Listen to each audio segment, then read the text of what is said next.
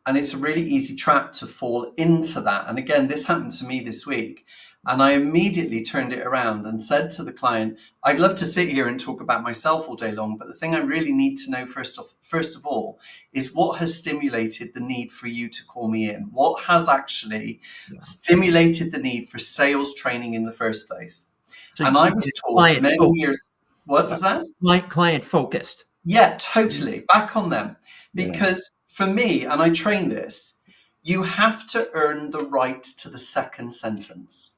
Mm-hmm. You've got to get the first sentence going, but you've got to earn the right to the second sentence. And this is where some of your planning and preparation is going to come in.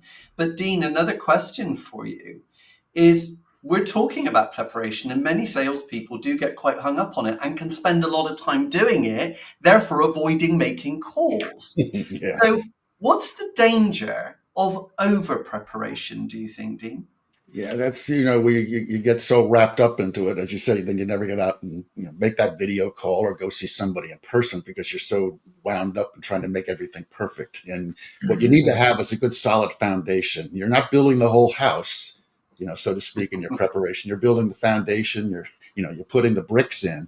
And there's a point where you just got to go out and you got to see people and talk to people and make those calls and then make the video calls. So over preparation, I don't care whether it's anything, whether you're cooking or whether you're doing a video work or you're doing gardening, you can just do too much. There's a point where you just have to jump in and get things done. And you take a deep breath. That's when you're new, sometimes it's scary, right? And I don't want to go out there because you're going to hear some no's, or you're not going to get a response back. So, well, let me keep working on my planning and preparation. Well, there is a point where you need a push, and that's where your manager comes in and says, you know what, you do need to see X amount of people each week or make a certain amount of calls. And it's taking a deep breath and say, you know what, I'm going to make a few mistakes. I still cringe, my early years. Oh my gosh, what was I thinking? Right? We've like, oh my gosh, what was I doing? So but you live and learn. And it's the stop for a second. That's a lesson I actually tell people. I was so excited when I had my first job. My manager said, move to Rochester, New York, get your office settled, go out there, go visit a few customers to introduce yourself. We had established client base. Go meet some people. Well, I was so excited, that this is an age where you brought catalogs and all the sell sheets. I had two briefcases full of, materials. And I went in and the people were smiling and laughing at me because I was trying to sell. I didn't even know what I was talking about. And, they show up and throw up. Yeah, so it's over preparation, overdoing it. Take a step back and think about it. Have a strategy. Love that.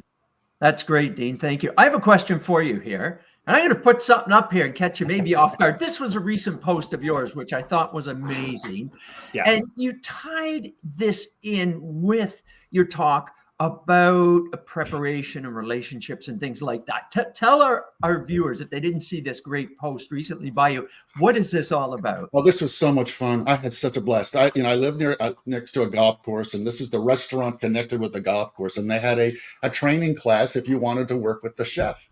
And this is Chef John Vitale, who is who's oversees the whole restaurant. And I signed up, and we made a carbonara, and it was a blast. But he had to orchestrate the entire kitchen, so he can't be doing pastries and can't be making the pasta and can't be making the salads. He has a team. And it was very interesting. He let each of them do their job, but he was like an orchestra conductor, overseeing everything. And how we sometimes watch, the TV shows where the chef is yelling at everybody. This guy, John was engaging and encouraging.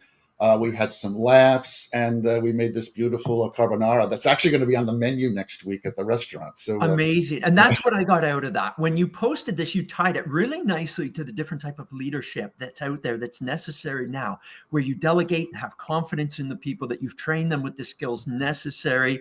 And he was prepared for this event, highly prepared for it. Probably not overly prepared, and then look at what a great event it was for you. Well said. No, well said, Rick. That's he was a leader, engaging, encouraging. That's what we do with sales managers, right? Engage, train, teach.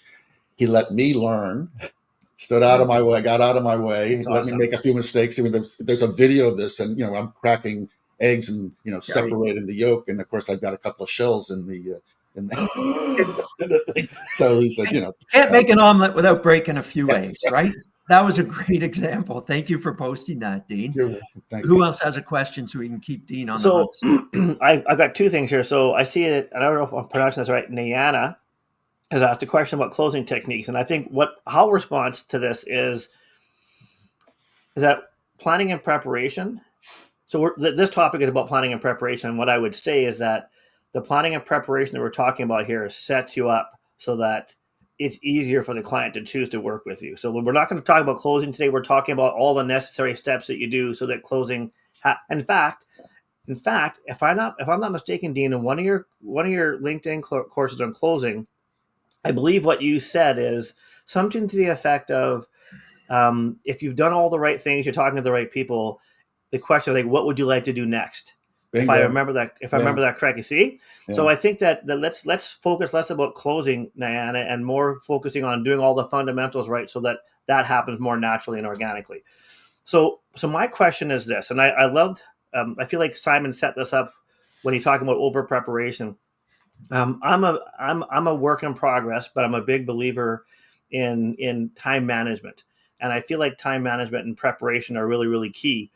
It feels to me like a lot of what you're talking about here is planning and preparation is a critical priority in sales for sales leaders and for salespeople.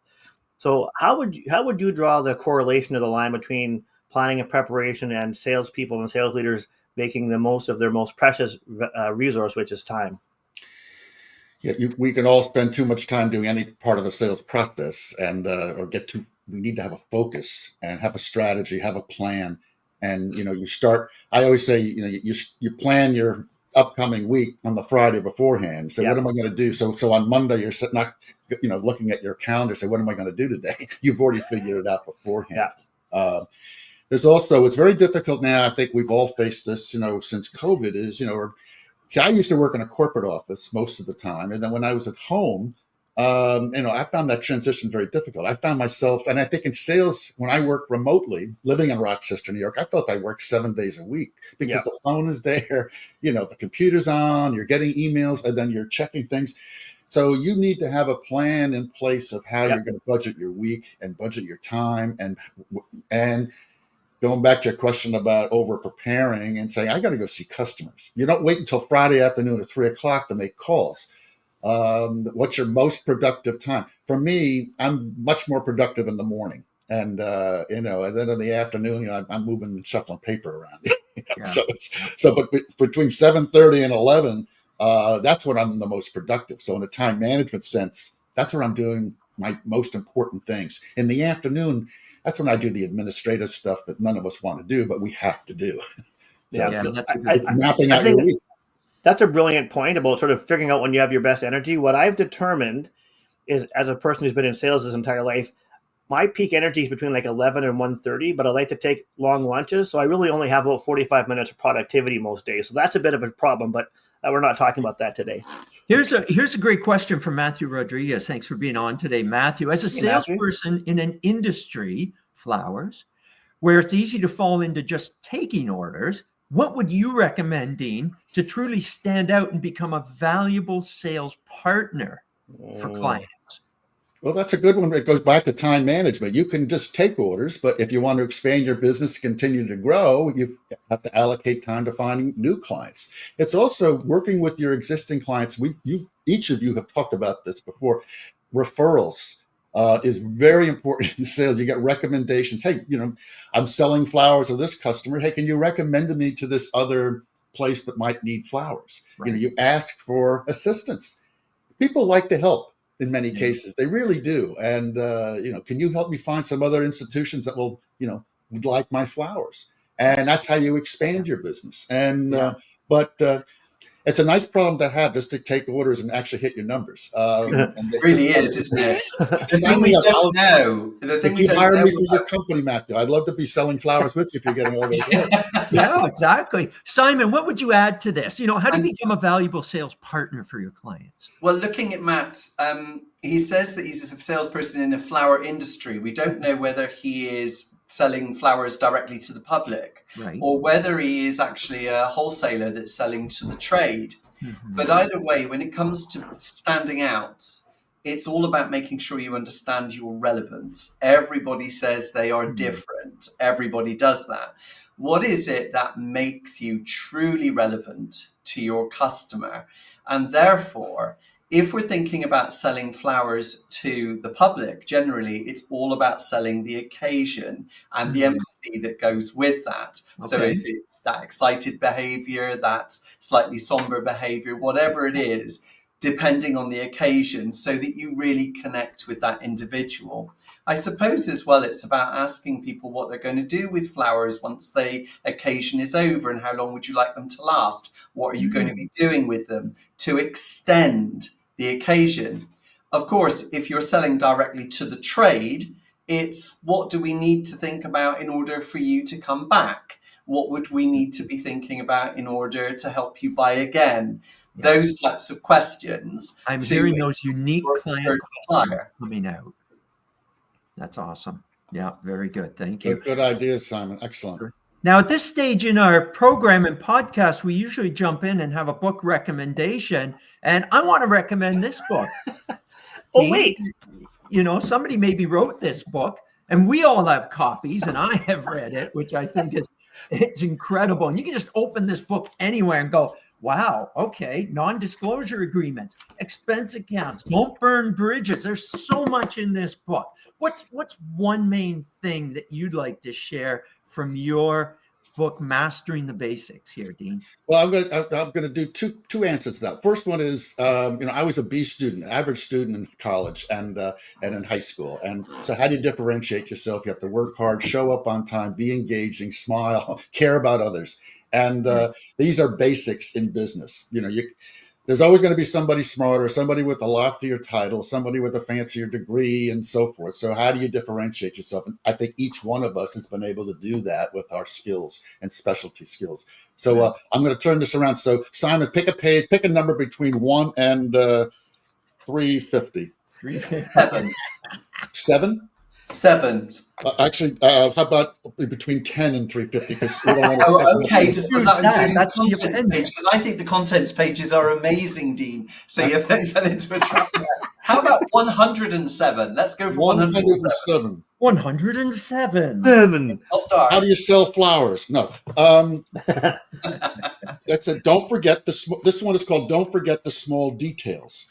And sometimes we're so focused on making the big sale, making the hitting our numbers that we forget about the basic things of just running our business. Don't forget the details of I've got to do all of these other things, managing your time, so it's sometimes the details can drag you down because you forgot about them. You're so focused on that close, so to speak, or focused on that next opportunity that you forget the little things that need to get done that can make you successful. Nice. Very nice. Excellent answer. And thank you on the spot opening your book. And you showed my example. You can open this book anywhere, people, and really benefit from it immediately. And because of my lack of focus and adult ADHD and everything else going, I like this because I just open a book anywhere and start reading. So well done. Where can they find you? This is like, I've heard this quite described as like an MBA for people running a business. And I've recommended this to so many people who attend our management and leadership training, which is interesting. Oh, just as a segue, Matthew has come back. Matthew sells mostly flowers for exportation from Ecuador to different parts of the world. Importers, wholesalers, and retailers tend to be my clients. So this has got to be all about that relationship. And understanding cultural differences so that you can relate and build relationships with those people, Matthew. Really spend time to do that, and that will definitely create that point of relevance. And I will add to this by saying that the Dean's theme here around planning and preparation is not only important, it's important for a number of reasons, but one of them is because it will inform the questions that you're going to ask, that you're going to help you get those nuggets that maybe the other folks aren't asking. So if you want to build great relationships, show you're prepared, show that you're intelligent, the planning and preparation is a key part to building those relationships. And one other thing I say here, it's amazing how often recently when I have conversations with people, how they talk about the secret to success. And I'm making a serious point here, but I'm also going to throw a jab in here because I get to, is that oftentimes people talk about it's the fundamentals which differentiate the people who are really, really successful, right? And I think that what makes this book so important is it does come down to, you got to walk before you can run. And even if you're running, that reminder to focus on these fundamentals is really, really important. And the example that I'm going to give here is that when you watch a sports team that's performing really, really well, they're generally going to talk about how, well, we're just doing the fundamentals really well. Or if they're struggling, we need to get back to basics, back to fundamentals, which is why, of course, the Winnipeg Jets are playing so well right now. And now I'll stop there. There it is. There's the sports reference. There you go. That's 30 minutes. I waited.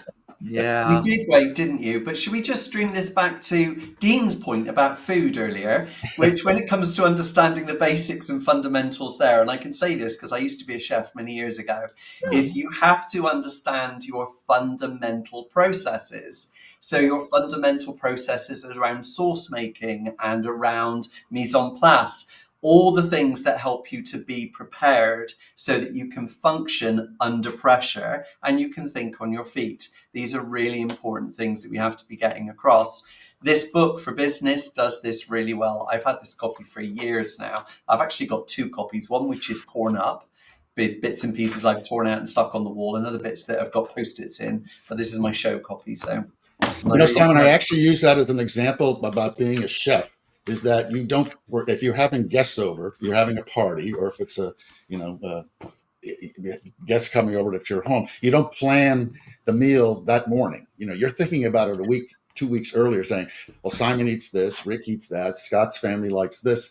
And so you're putting that in planning and preparation of thinking about what you're going to put together. You don't put the turkey in, or defrost it that day.